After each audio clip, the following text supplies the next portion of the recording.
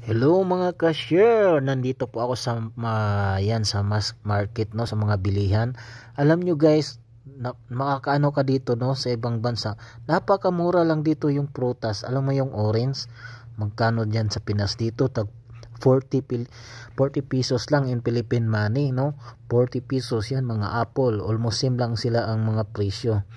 Sana ganun din diyan sa Pinas no, mura lang din. Meron ba dyan tag 40 pesos lang ang kilo sa mga prutas kagaya nitong orange juice no, orange no, yan mga apple tag 40 lang yan ang Philippines in the Philippine money.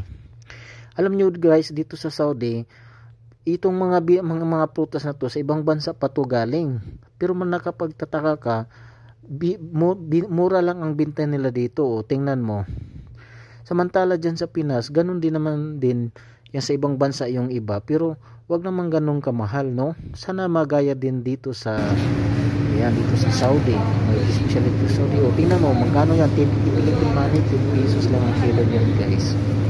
So sana ganun din sa Pinas, maksyonan natin ang mga bilihin dyan na mura lang din.